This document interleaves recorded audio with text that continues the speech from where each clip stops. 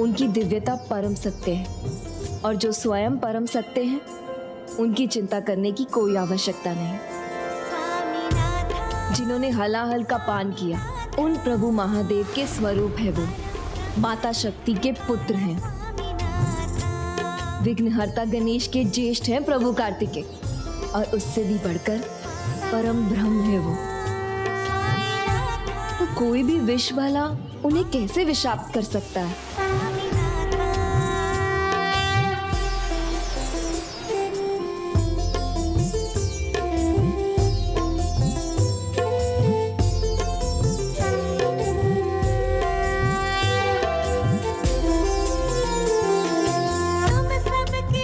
सुब्रमण्यम कार्तिकेय स्वामी की जय।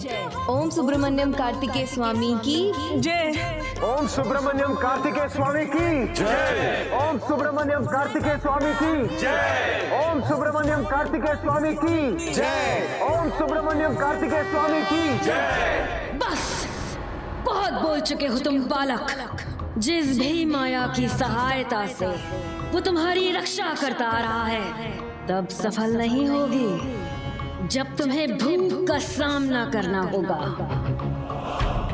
भूख से बढ़कर इस पृथ्वी पे कोई अस्त्र शस्त्र नहीं। जब भूख का प्रकोप छाता है तो मनुष्य भी एक दूसरे का संहार करना आरंभ कर देते हैं, और अब यही भूख तुम्हारा भी अंत करेगी।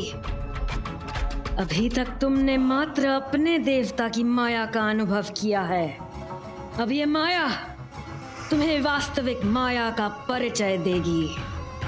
दंडनायका, ले जाओ इसे और गिरा दो उस अंधकारी कारागार में, जहां भूख और प्यास का प्रभाव तो होता है, किंतु ना जल होता है और ना ही भोजन।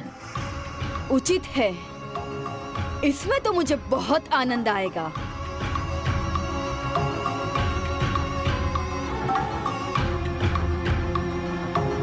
माँ, ये आप क्या कर रही है? इसने भी मेरी पुत्री होने का अधिकार खो दिया है, इसीलिए ये भी उसी दंड के योग्य है। ले जाओ इसे भी।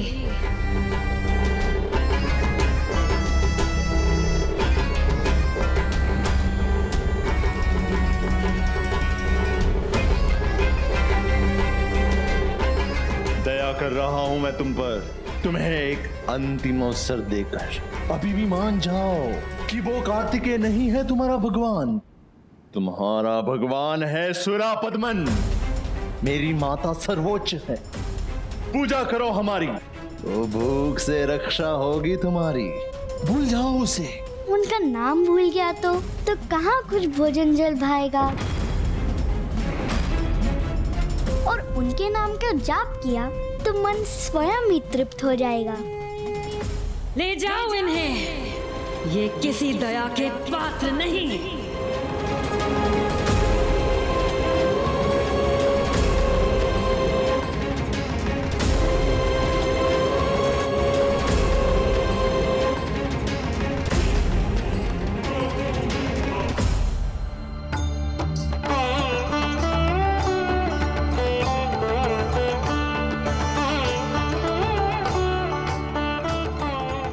पुत्री देवसेना महादेव पुत्र कार्तिकेय की प्रतिमा में इतनी डूबी है, उनको इतनी भली भांति समझती है, जैसे प्रभु के साथ, प्रभु के प्रति उसकी असाधारण भक्ति है, उनसे कोई अद्भुत दिव्य संबंध है।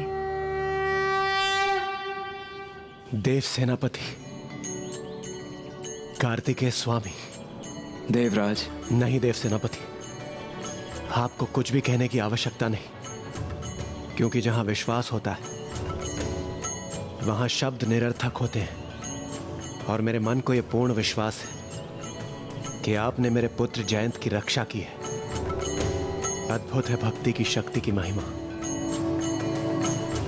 धन्य है आप शिव शक्ति पुत्र, धन्य है आप। मुझे ज्ञात है मेरा पुत्र आपका परम भक्त है, आपने अब तक उस पर कोई आंच नहीं आने दी, और मुझे पूर्ण विश्वास है आप कभी भी उस पर कोई भी आंच नहीं आने देंगे।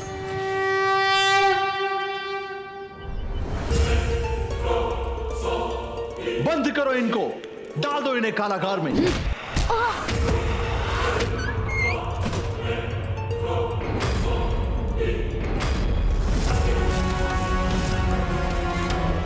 अब प्रतीक्षा करो अपनी मृत्यु की। अब मैं भी देखती हूँ कि कार्तिकेय के नाम का जाप तुम्हारी भूख प्यास कैसे बुझाता है। अंततः तुम वहां पहुंच ही गई जहां तुम्हें बहुत पहले होना चाहिए था। अब तो मेरी बस यही इच्छा है कि आप शीघ्र इस यात्रा को पूर्ण करें और उन दुष्टों ने जो भी पाप किए उनका दंड उन्हें अवश्य दें, सभी बंधकों को मुक्त कराएं और मेरे पुत्र जयंत को भी। अवश्य देवराज। आप चिंता ना करें देवराज, ये भी शीघ्र ही होगा। इस धाम के बाद अब एक ही धाम शेष रहेगा, फिर भ्राता की यात्रा पूर्ण हो जाएगी और तब प्रभु अपना पाशुपतास्त्र भी प्राप्त कर लेंगे, जिसका अर्थ है कि भ्राता को विवाह के लिए मनाने का अपना कार्य पूर्ण करने के लिए मेरे पास अब अधिक समय शेष नहीं है। गणेश, अब और विलंब करना उचित नहीं है। इसीलिए जिस प्रकार तुम प्रत्येक धाम की कथा सुनाकर अब तक मेरी इस यात्रा को सफल करते आए हो, उसी प्रकार शीघ्र ही इस धाम की भी कथा सुनाकर मेरी इस यात्रा को संपन्न करो। अवश्य भ्राता। ये आकाश भूत धाम है और यहाँ की कथा प्रभु महादेव के आनंद नृत्य से आरंभ होती है। आपको तो ज्ञात है भ्राता, पिताश्री कभी भी माँ की कोई बात नहीं टालते और माँ भी पिताश्री की सभी बातें मानती हैं और वो दोनों जो भी करते हैं वो एक दूसरे को बताकर या एक दूसरे से पूछने के उपरांत ही करते हैं। किंतु बहुत समय पहले एक दिवस वायु में लहराती प्रभु की जटा को देखकर माँ को प्रभु के नट रूप का स्मरण हो आया, जिसमें उन्होंने नानाजी पर्वतराज हिमावन के यहाँ पहुंचकर उनसे माँ का हाथ मांगा था।